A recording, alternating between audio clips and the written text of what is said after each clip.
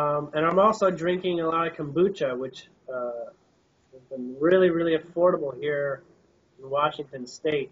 There's a lot of flavored kombuchas are really nice, but I really want to start a SCOBY of my own.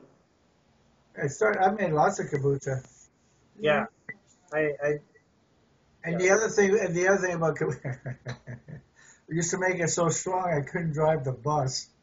Oh shit. Well, yes, it does get alcoholic if you let it sit there for too long. You got to actually bottle it, get it away from the bacterial growth that's there.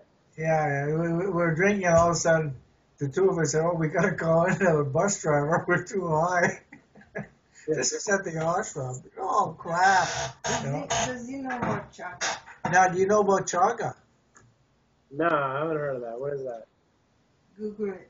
Google it. How do you spell it? Chaga, C-H-A-G-A. Chaga. Okay, that's pretty straightforward. It's a super healer. It's a super healer. We've been drinking it for 2 years now. Well, where do you get it? Where do you buy it? But you can buy it. It's incredibly expensive. It But, might be. but we just go in the woods and get it. What? It's on birch. It grows on any birch-related, beech-related tree, which would be, but mostly on white birch. Or No yellow white birch in our neighborhood. And it could be on maple trees. Probably not so much when you're in the No, area. we used to have a cold winter.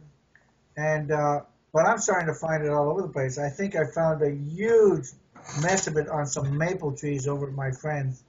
But it's up 40 feet in the air. This is a little bit of a pain. So this is a health mushroom. Eh? So it's a health mushroom. Yeah. But you make a tea with it.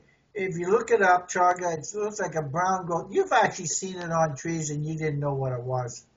All right. Looks black. It's all black and gnarly. It doesn't look like a mushroom at all. It's not really. Like a growth knot type thing. It's not really a mushroom in a sense, but it takes extremely long time to grow. Say it's a piece like this would be like 20 years. Oh boy. A piece like maybe this small would maybe a year. So what happens is that it has all these nutrients and trace elements. It's taken a long time to sucked out of the tree. It's symbolic with you. But look it up. If you want to try that, we can probably get you some at some point. Get it down to the States and send it to you.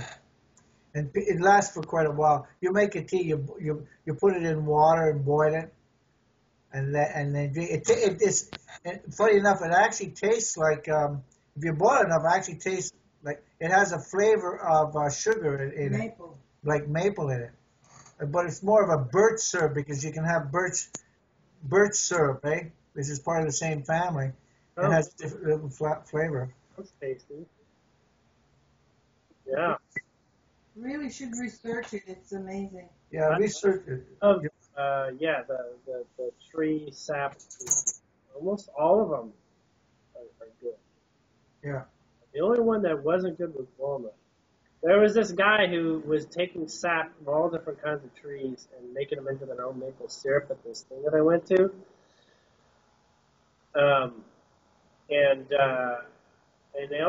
they're all like honeys, like different kinds of like honey flavor type things. Right. But mild, less sugary, and really fascinating stuff. I did not get any of the nutritional information, but there are all these completely healthy versions of sugars, right? Like very, very healthy saps. And only thing is that they're very, very expensive. Like, it takes forever to collect it. Right, of course. But it turns out that it's basically like crystallized tree resin, right? I realized I really like tree sap. It's like drinking tree blood, like tree vampire. But just the same way, you can get some of the flavor from tree by chewing on bark, but just not swallowing it, because the flavor will come through the bark into your saliva with the sugars. Right. It's crazy. But I haven't done that in a while. But I can see that. I can start to see where that reality of my discovery of that is showing up in you introducing this. So what am I saying now? A tree barker that eats the bark is a continuation of a tree hugger. Well, you know what I found out? You know how like people can like feel energy and stuff, you know? Right. I have a degree of that. I can feel energy. I need to set up a context for it, so I have to say, I'm feeling a person's energy. Not just because otherwise it's too subtle to give me information, to get my attention. I see energy and auras, and that's enough to get my attention. But I have to feeling for energy, then I can pay attention. Losing. We're losing your volume. I guess you got a microphone. You're moving around. No, I'm here. When you move to the side, we sort of losing your sound. Oh. So, feeling with my hands, the energy with my hands, it's more centered around intention.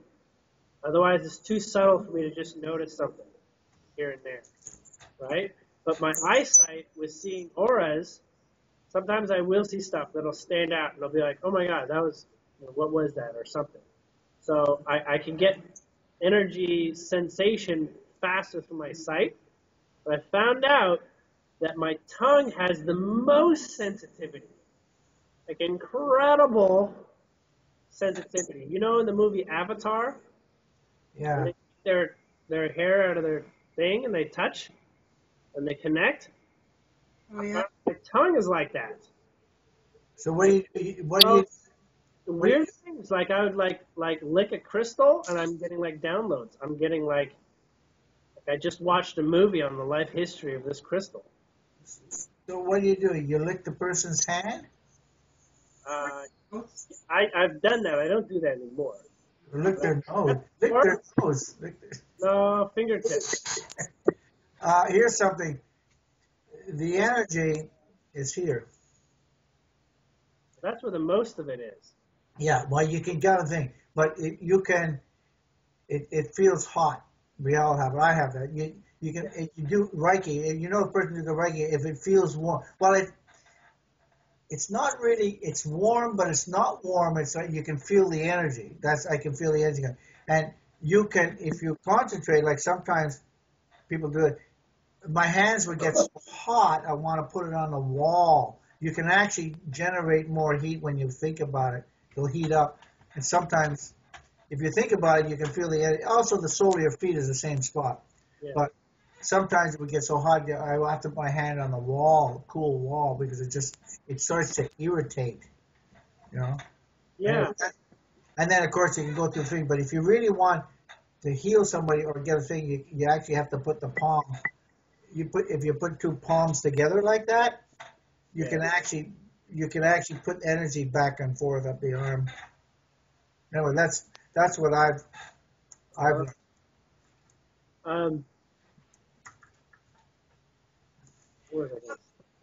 Well, in the meantime, maybe you could heal yourself by sucking on crystals.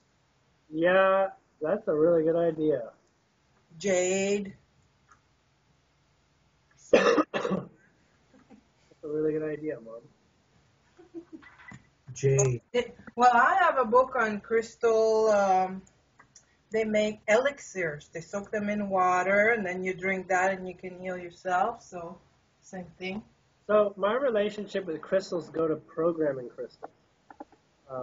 The way that I connect with crystals, or the way that I have a relationship with them, is they're like little conscious robots. Yeah. Like little androids of a sort, like Data from Star Trek. Yes. Like they're just as intelligent as him, and they're able to make strong decisions, and they don't resist your suggestion. So they're all like, not exactly slaves, but they're very willing to do exactly what you want to do. Almost always. There's only a couple things where the conditions where they don't do it, And that's because they have your highest good in place, and they know that that would not do good for you. Right? Like it would be more serving your ego than it would be serving you connecting beyond your ego, with an experience of your broader self. So, there was this guy who had these crystals that were up to like 150 pounds. Wow. Really big crystals. Yeah, he had them all sorts from 30 pounds to up to 150 pounds, several 80 to 100. And he put them all on this copper wire weave, they're about that far apart. And he puts them on that, and then he connects those to these rods. They all go to these rods like the Rife machine rods, copper rods, and you hold on to them, and you get basically, it's like touching them all at once. I had probably the most psychedelic experience of my life with that thing. You have no idea. And that was the first thing that I experienced when I went to Mount Shasta. We went up near where the last place you're allowed to park, so pretty high up. And he had this, it's called an Atlantean crystal bed for healing. So he has them all on this weave. He has them all there. And then you lay down on a massage bed right on top that's like sitting right above the crystals. And you've got the two copper rods. You hold your hand. And then he has a blanket that's got a copper weaving in the blanket that's also connected to the crystals underneath. Right? Mm-hmm. So like electric blanket type of thing. And then he does a couple subtle chants. And he does basically a Reiki energy flow thing over top. Right over your head. You're looking straight up through the trees. You're in nature. And I got profoundly transformed from that. I stepped off. I thought I knew what seeing energy was. See what was? I thought I knew what seeing auras and energy was. I can more easily see auras, right? And I can see information in my mind's eye that would be like statistics. Like I could just ask for statistics, and it'll give me statistics. It'll give me percentages. I can see graph charts. I can see visuals, and I can see people's auras. When I got off that, I saw energy everywhere, and it didn't really go away. I saw not just people's auras. In that moment in time, I don't see it like this anymore. But when I got off that, I was looking at people, and their auras were like they were like bonfire. Like they were lit on fire, and there's a flame radiating off them, going off several feet into the air. Like everybody was like a bonfire. That's how I saw the auras. It was incredible.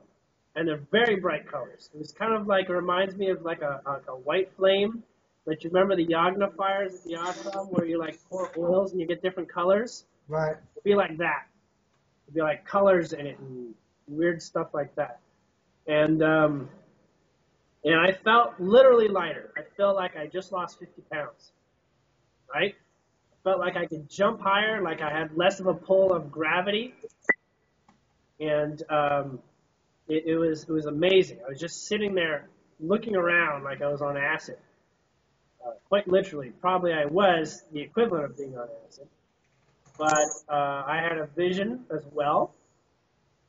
And that vision was of me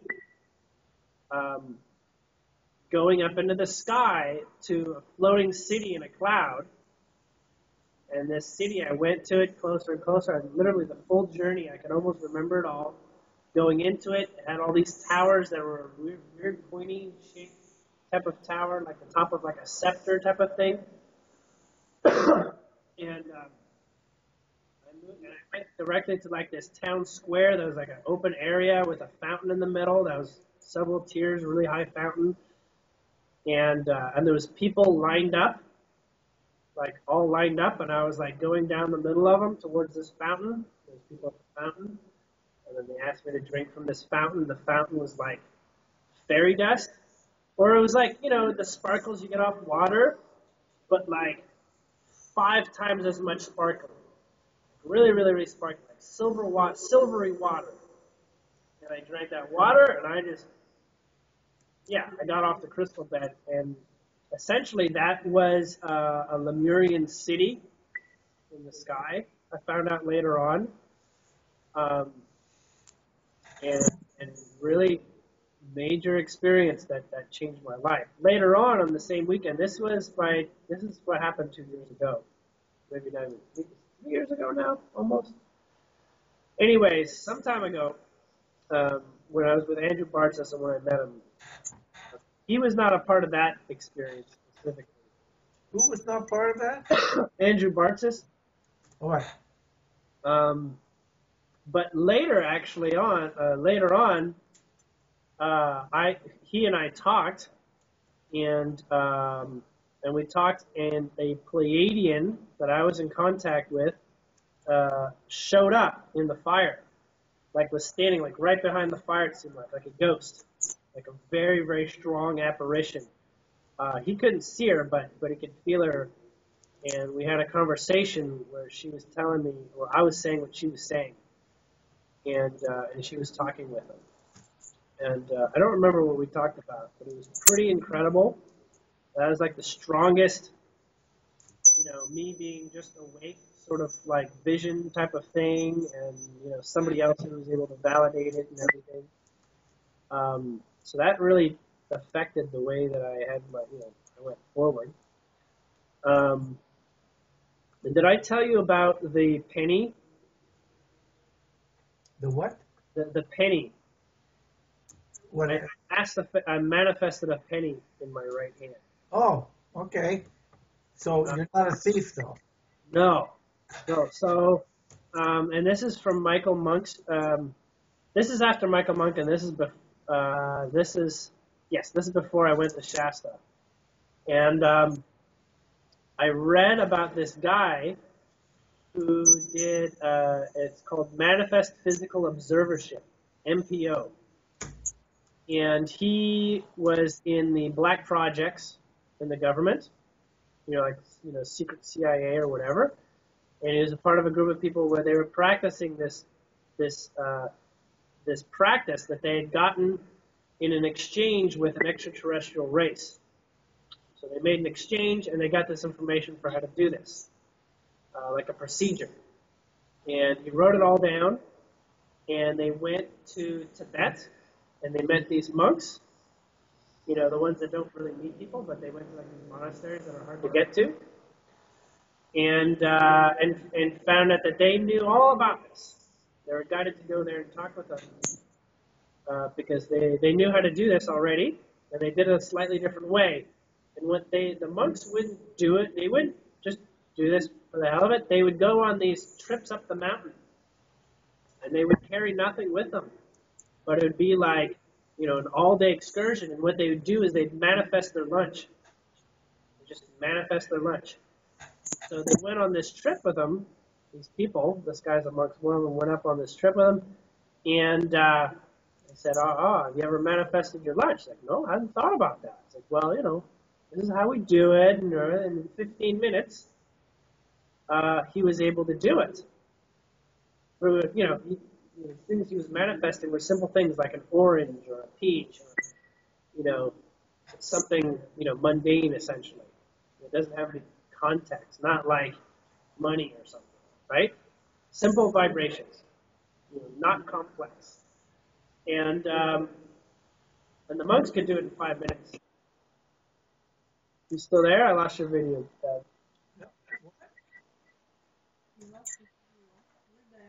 We're here. All right, can you restart your video? There you go. So I read about this, and it was really not easy to read. It was really, really complicated. His vocabulary seemed like a second language that he was using. And he was speaking in very scientific ways. He was using these terms that he had, terms that didn't exist anywhere. He was basically inventing words for the experience, right? And I can see how no one would have the patience to do this. But I read it, and I got the gist of it. And I connected it with the experiences that I learned through Michael Monk's course. I made the connection and realized what I needed to do. I realized the basic procedures of how to do this. So what I did is I took a penny in my left hand, and said, I'm just going to do something simple, something mundane, and a penny in my left hand, and I created one in my right hand. It took me an hour to do it, but I did it. I came very close to getting it done several times, so it might not have taken an hour, like maybe only 15 minutes, but it came down to me focusing on this penny and becoming one with it, like connecting, where you're like looking at something and all you see is that and everything else becomes, blurry or whatever. It got to that way, and I was focusing on it. I have nearsightedness, so I could focus really, really closely on it. And then I started looking at my other hand and projecting the image of what I was looking at, that it was burned into my eyes onto my right hand.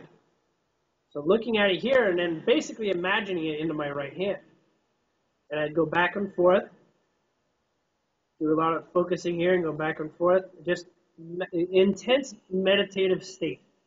Literally omitting doubts, omitting thoughts. This is probably the most focused meditation I've ever done.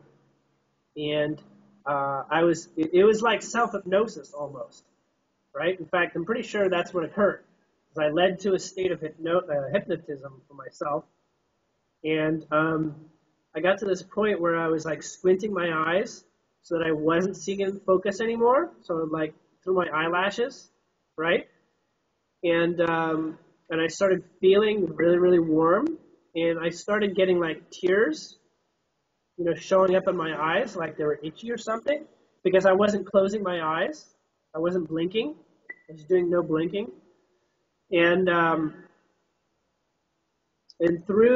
was looking at them both at the same time eventually, both my hands, like focusing, not looking right at the hands, but like looking there and using peripheral vision to see them both at the same time. And through the blurriness of my eyelashes and through the tears, it showed up so I can see it. I could see it for like, 5-10 minutes already. And this is after like 45 minutes of doing this, just saying I got nothing better to do. I give myself up to this experience. I'm just here to have an experience. I'm just here for whatever it is, whether I have another penny or not. I want to see how close I can come to seeing a visual image of a penny in my hand. And I was like this, and then I realized that my hands were numb. I couldn't feel anything. I could not feel the penny in my left hand or my right hand. And then I was like, and then I got this sense where I just started like crying. I was just like, I'm just crying. I'm just like spontaneous, just like, just, pouring out my eyes. I just like start sobbing a little bit, like I'm super happy. It reminded me of when Avalon was born. I just started crying all for no reason. About half an hour after she was born, I see the baby, and I went back to the living room, and I sat down, and I just started crying. Just this absolute experience of energy purely flowing. Like, when energy purely flows like that, that's it. You're crying. And so I knew that feeling, and I knew how right it was. It was like you are 100% aligned with Source, and your mind and your ego is not in the way. It's fully accepting of it. So I did that, and I sort of, I had to blink. I was blinking at that point, and I opened up my eyes. I just, I couldn't concentrate because of the crying. I was just emotionally lost, right? I couldn't focus. I was just like, and then I looked and I realized I had a penny in my right hand. And I moved my hand because it's sort of numb feeling. I've been holding it for a long time. And that's it. Yeah, it's crinkling against my skin. It's putting pressure back. And I go and I touch it and I'm moving it around in my hand. It's a physical penny. And then I'm taking them and I'm clinking them together. And I'm like, this is another goddamn penny. I just made another penny. And I'm just freaking out with excitement. Really, really excited. I'm looking at both of them really close. They have the same date because I had the date side up, right? 1967. And I was like, oh my God. And I'm holding these and I don't know what to do. I just sit there for like, I think another hour and a half sitting there where I was zoned out. I went into like a different kind of trance, and my whole reality was being looked at from a completely different world. Like, this just happened. This is real, and now everything has to change its association with what's real. Everything changed. So that's what, and so whenever I talk about like things that are on the edge of like what's perceivable reality experience, I'm like, ever since the penny, I believe this. I now know what is possible. I now have broken down the barriers of illusion to the point where I probably had like a Neo experience from the Matrix. It was just like, that's it. That's it. These things happen. This is intentionally possible if your mind is out of the way. And you can do it through manifestation and manifest your reality and let it come to you as appropriate when you match the vibration through all your journeys day by day of what you let go to meet that vibration. Your challenges stand in the way. They say, you can't have that until you get over this feeling of not feeling worthy or whatever it is. And then you do. You're like, yeah, okay, this isn't that bad. And you cheer yourself up. You see the bright side of things. You do the silver lining approach to your mind. Then you move your vibration up, and then you find yourself with your creation. Well, I was doing that all in the moment by literally eliminating the importance of my mind being anything but an observer. Anything but the observer. And I had 2 pennies, and I gave the new penny to Winter. I felt like if I held on to it, I was going to stop thinking about regular life. I just thought, if I hold this, nothing's going to matter. I'm just going to float away. So I gave her, I actually gave her both pennies. I said, carry this penny. I want you to hold on to it and not lose it. And the other penny, we put on her puja. And then I had to step away from that penny experience. But it was literally massive adrenaline spikes. Shaky for that hour and a half afterwards. I was just, and what actually showed up was an incredible amount of fear. And I was not allowed to look away from the fear, because now it was like saying, it's like this idea of like you're on your own now. Now you're really in charge of your life. Now that you know how things really happen, you are it. There's nothing else you got to do. You're in the middle of it all. And so my ego just freaked out, and that's where I got like into this hypnotized state where I was like half asleep, and I had to lay down, but I couldn't fall asleep because the adrenaline was keeping me awake. So I was having like a lie down meditation with my eyes open, where I'm just going through just lots and lots of fears, and primarily my greatest excitement was, I don't have to think about money anymore. I don't have to think about money because I'm just, next thing I'm going to do is I'm going to make a bar of gold or gold dust or something and just go to a pawn shop and sell that as needed, But it turned out that I have massive anxiety about telling people about this. Like, what do? I now know things that I feel like no one else knows. And I have no way of proving it unless I do this again. And I said, you know what? All right. I am going to do this again because I have done it now. I can do it again. I can do it once. I can do it again. Right? Just repeating the pattern. And I set myself to allowing that. So if I do it again, then that will show that I'm ready to put it on video or something. Right? Does that mean it's coming? What's that? No. So I tried it 2 other times. I didn't give myself a whole hour, but I could not get my head in it. I really couldn't. I could not. 2 separate occasions after that, within about a week or 2, I tried doing it again, and I could not do it. I was not even near being able to do it. And I just realized I was given a whole new set of responsibilities of things I had to address. I was given, a whole new life, and it was not going to be the same methodology. I had to face all the new fears that resulted from when I cleared out all my other fears. All my other notions of reality, they cleared out, and now my mind was looking at all new problems. right? And that is, what do I do in society? What am I supposed to do? You know, why am I sick? Why am I married in this relationship? You know, what are my kids? Why have I? What is the purpose for every manifestation I put focus into, right? And not knowing it, but like saying, I want to know, and then finding out you can't know it all right away. You're not ready again. You need to elevate your space so that you can first. Nothing that you're doing really matters. It's all just information in the hologram, right? What really matters is not the observer, but who is presenting and attracting in the first place. And you find out that you are an observer, you're attracting and choosing it all. And part of it is about trusting. When I got through this, I knew why you're supposed to be a human. It's because you are supposed to experiment with creation. You are supposed to learn more about creation. You're supposed to create. Your mind is transfixed with creation.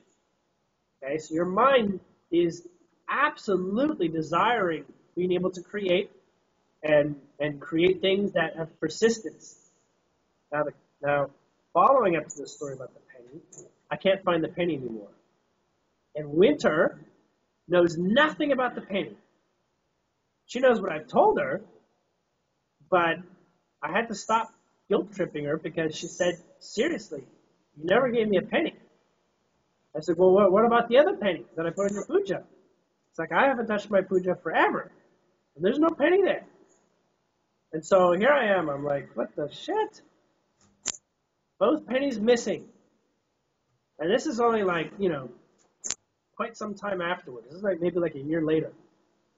I don't know exactly how long. Maybe not quite a year. But sometime after, I'm going back. I said, where are the pennies? And she just looks at me like it's, what are you talking about? Maybe I got a story. Well, later on, I find out that I actually changed timelines. That I moved to a timeline where the penny experiment did not happen exactly as it did. Or I did not give Winter the pennies. When? I give her the pennies the same day.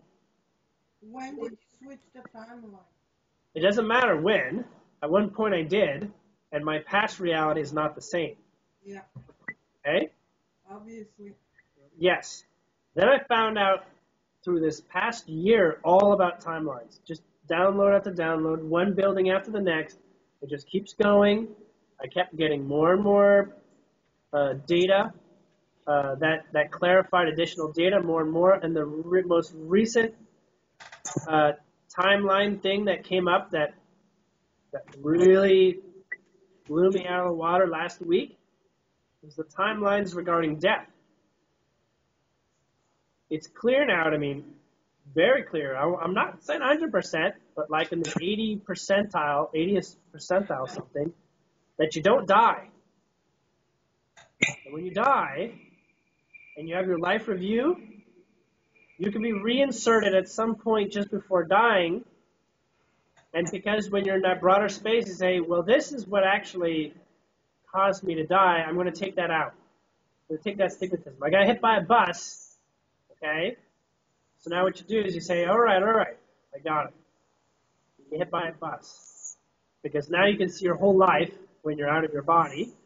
You say, put me back down the street, except this time put in a distraction so I don't step out just in time to get hit by the bus. It's a groundhog thing. Yes, Groundhog Day. Almost exactly the same thing. Almost exactly the same thing. Except that when you get put back in, if you want to get put back in, there's the veil rule. You have to say, well, you don't remember you died.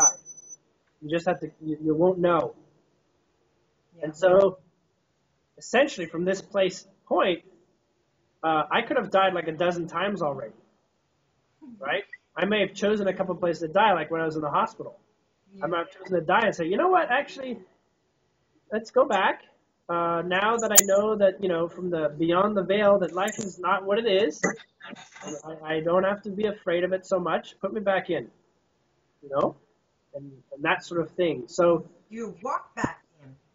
You come back in a split second and just keep going like you're just picked up from a book where when you stop reading a sentence, you just keep reading the sentence. Only what was written afterwards, because you don't know what it is, because you're now given forgetfulness again, the wordings can be completely different. Except still looking like it's part of the same story. So you continue on. So you can be dropped in at any moment and second. Just like when, somebody comes back alive, because they got shocked with the machine and their heart is restarted. They just in again. They're just back in, right? So timelines are even more clear to me now with that in effect, and now death is not even an option. Death is actually doesn't exist. You want to choose death, that's fine. When other people die, that's just an experience of them leaving your reality for whatever reason or other. They're only dying for you, okay? So somebody else leaving your life, it's because you're really actually quite done with how you're relating with that person in that way. They're a whole mess of symbols and energies, right, and experiences that have grounding, but the core of what they existed for, you can still experience in other ways, right? It's kind of like, you have a girlfriend and you break up with her, you get another girl that's almost the same thing, right? You're still attracted. If you're still attracting experiences of a sort, just because they went away doesn't mean that you're going to stop getting it. And sometimes the person has to be just different enough so that your mind is not like, hey, this is exactly the same thing. It's got to be like, this is a great feeling. I'm dating again. This is great. And then you find out it's all the exact same thing that sticks out, because that's your vibration. You receive, what your vibration is. You observe what you are through others. So, in the end, a death is a form of information, but it's nearly impossible for you to remember what it's like to die, because that's part of the rule set. In this current space-time reality, for you to have access to your other lives and your other deaths, and this current point's deaths, the mind quits. The mind says, well, fuck it all. Just like what I went through in the pain experience right afterwards. I was just like, oh my God, fuck a lot of shit. Nothing matters here. Well, that's what I was thinking, because so much was being erased. It was like the computer you gave me so many years ago, you gave us a computer. It's as if I'd taken a computer, the old PC when I lived with you. Yeah. Say I boot that up now, okay? It's a novelty to look at what's in there, whatever. But I was just like, delete this. I revisited. This is no longer interesting to me at all. This is completely outside my interest completely, because I am far past from that vibration from 20 years ago or 30 years ago, the relationship I had with it, right? So that's what happened, just in a very, very fast position. And it reawoken a sense of exploration for me, because now things had whole new meanings. Because what it did is it forced me to look at everything that I was aware of in my vibration. Forced me to look at everything in my vibration and say, why are you here? Why are you here? Why are you here? Why are you here? Not that I could get answers, but I was asking new questions about life. And very shortly after, Andrew Barsha showed up in my reality. Very shortly after, Alicia and I decided we're splitting up in the north. That's also when I go to Shasta for the summer solstice. Reality changed very, very rapidly in that place and time. It was very incredible. That's also when my radio show, my blog talk radio show took up and went into place. But yes, I mean, that's history now. But where I'm standing with regards to the reality of death, that just removes a whole other obstacle of a reason to have a fear in life, right? Just remove that fear altogether. And for an actual reason, like actual cause, there is no death. The only thing that's uncomfortable is being convinced that there's a death. If you're convinced there's a death, then you live in an isolated way of expressing yourself. You don't feel immortal. You feel mortal. You feel that, oh my God, one wrong step and I fall off this cliff, I die. One wrong step and my livelihood is in danger. One wrong step, I lose my job, I'm in trouble. Those are all programs. When they're let go, they don't exist. You lose your job, you keep going. You know, you die, you keep going. Don't stand as obstacles anymore in the illusion. And that was significant in my observation of timelines. And this idea that all timelines exist, every possible experience and every nanosecond is experienced is available. You're just journeying how you want to do it. Like in the movie Groundhog Day. The day is it's all there. A single timeline is there. You get to decide how you're going to live with it. You get to decide what you're going to do with it. Now, unlike Groundhog Day, every moment that you live, you're spreading out potentials from every moment. All potentials are growing. It's like coming in through a spigot and then going back out into all potentials in front of you. And so it comes in through like a spaghetti press. The dough goes in, it comes out like spaghetti, like all realities as you process them. Or it's like the trunk of a tree. You've got the roots that all go outwards, and you've got all the branches that go outwards. So the present moment is there's the tree trunk itself, right? It's the most durable part of the tree. It's the most grounded place of reality, the trunk of the tree. Right? Observation. So, stepped out from that place and realize you can't screw up, one. You can't do the wrong thing. You can't die. Okay? You die by being convinced you're dying. And if you want to go back in time to a prior you, you'd be like, I was convinced to die for years. My whole life I was convinced I was going to die. Forget it. I'm always going to be ready to die. You get to that point. You say, no matter how far back I go into my timeline, I've been prepped to die.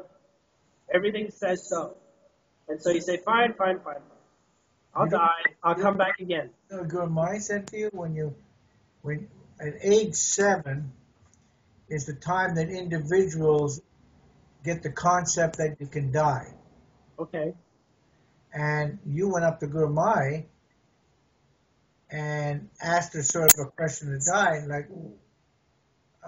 and she said, you might be able to recall what you said, I don't remember, but she said, you need your body. Mm-hmm.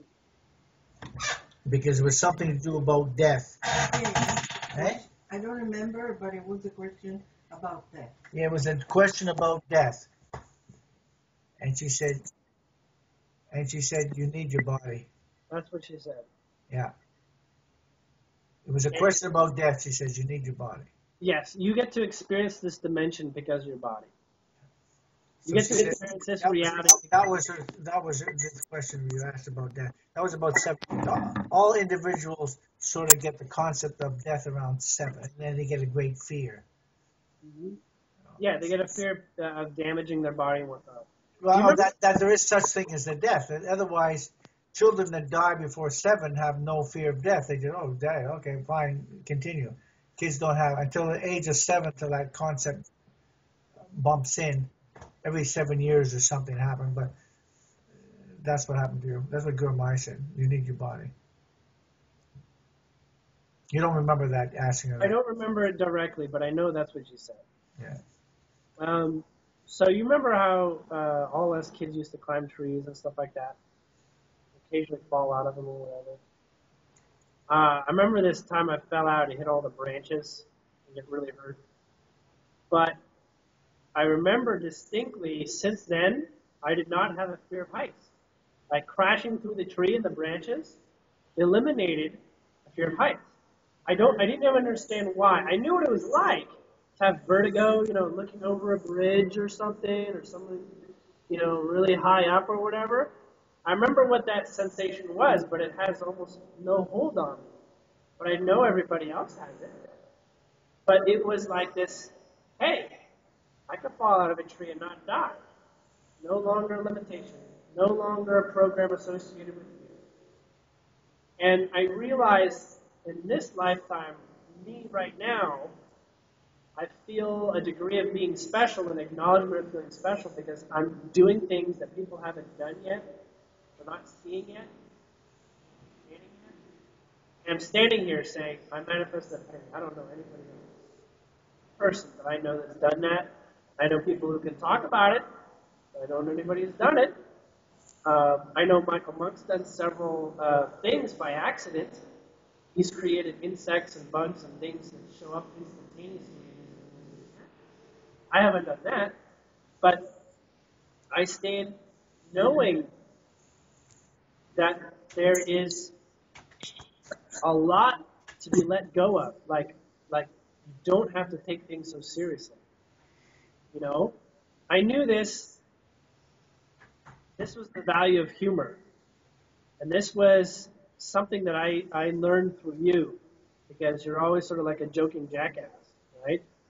You always had that humor on the surface. Always sort of like tickle the funny bone. Always sort of like, hey, you know, there's laughter out there. It's not that intense. Reality is not that bad. If you have humor, then you have a tool for relieving stress and connecting. And so I remember all the kinds of television you liked, British humor and all this. It's all, you know, jackass being funny, making fun of Where things. that comes from? I don't know. It comes from doing activities that are extremely dangerous. Oh, yeah? Some of the jobs, you'll find that all the jobs I did, and you can ask your brother, some of the horrible places we're being at, right? They must have told you some of those jobs, Oh, like the incinerator and... all that kind of stuff. And so they're not only awful jobs, but they're also quite dangerous in a lot of different ways, physically or biologically. So you use this kind of macabre sense of humor to break up the stress of it, you know. I totally see that now. So you find anybody in those fields are like that. Like for instance, it was a joke I remember hearing. I could relate to it. There was a guy that sort of like really bashed his hand, right? Okay. And he came back and he said, "Man, that was a really good scream you gave." You know? Jesus Christ. You know? Oh my God. No, that's the kind of humor, Yeah. because it could have happened to you. You're gonna be the same way, mangled and stuff like that. So that's usually where it all comes from. Just doing stuff that's like, oh damn, that was close, you know, type of thing. Yeah. So, you know when people they pass out, you know, from something really intense or whatever. Yeah. That's a little bit of what I'm talking about with regards to taking a breather. Like, yeah, like you don't remember what happened, but you kind of stepped out of your body and took a breather and said, "Oh, it isn't so bad." You know, get back in the ring. You know, and so I think these things sort of happen. Like I lost my memories the last time I was in the hospital, right? I didn't know that. I didn't even know that I lost my job right before, right? A couple months had gone by. I totally forgot. I even forgot that Avalon was born. And that really distressed me in the moment that I found out that I had another child. Right? Oh my God, I can't believe I forgot my own child and her name.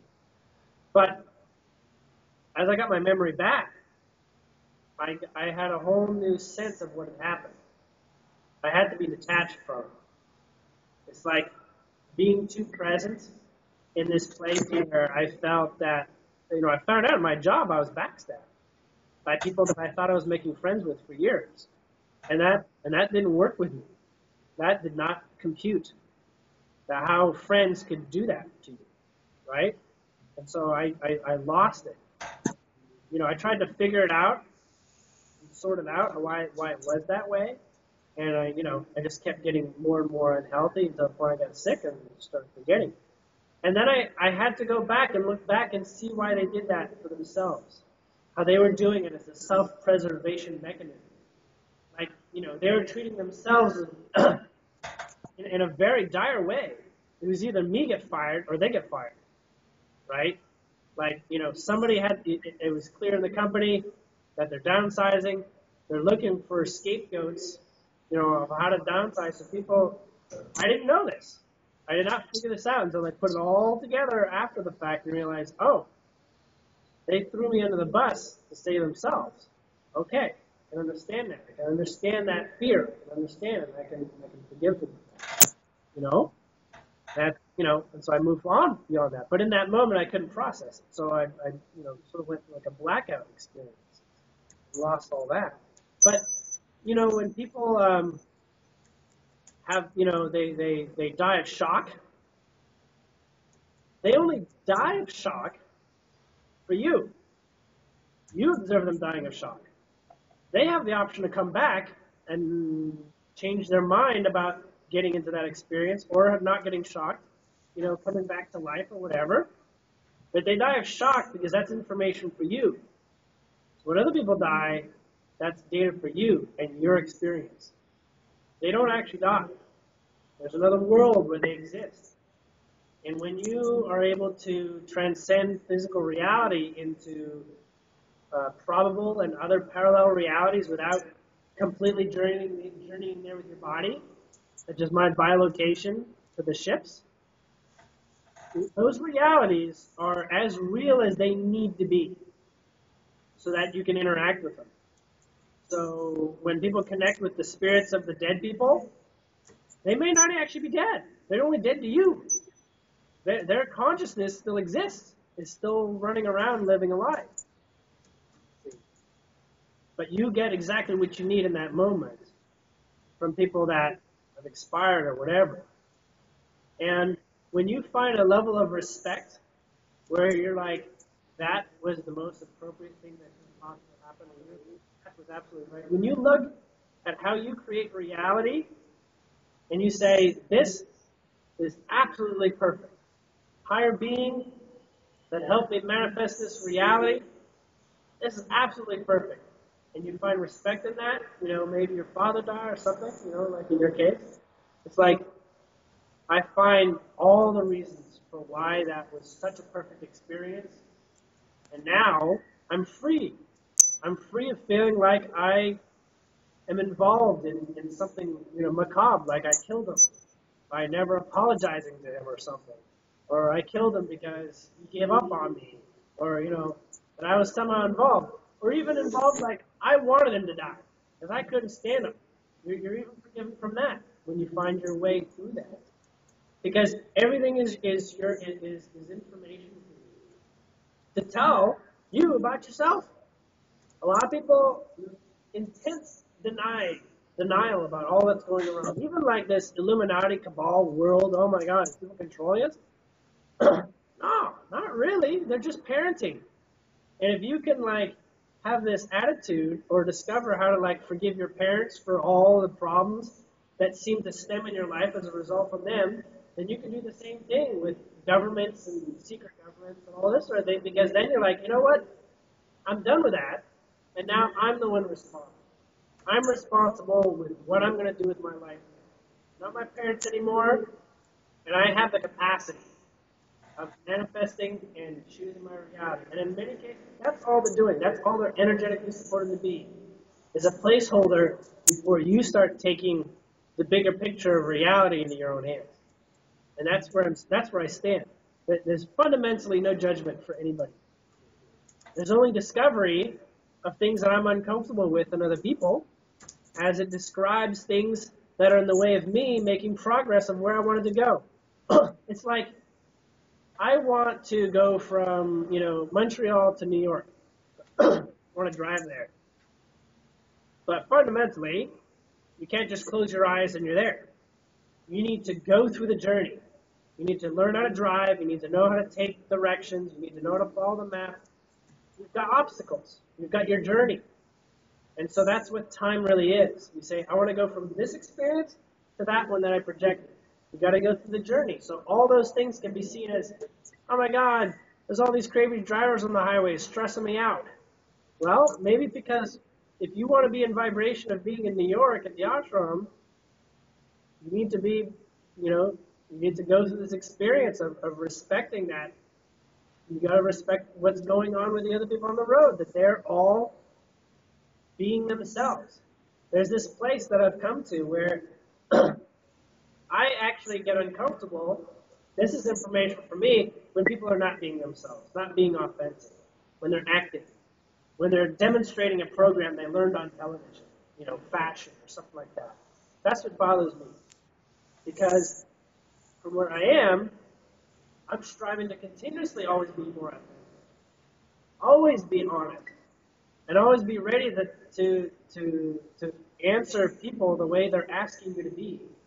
Like if somebody asks me at work all about spiritual stuff, I'll tell them. But if they're not asking me, that means they're not the ones asking. There's lots of people that ask me about spiritual stuff. And those are the people I answer. It's sort of like it fits together when it shows up in your outer reality. We call it synchronicity. But what we do is we say, you should be asking me on how to fix my spiritual problems. I look at Alicia, ex-wife, and say, you've got the answers, Julien. You should be telling me how to fix this. But she's not. Because I know that balance for me is not her asking that. For me, it's for her to discover on her own. Her approach is her pace. She's learning every day, every moment, every second, just like everybody else is. And for her, it means this. For her, it becomes this.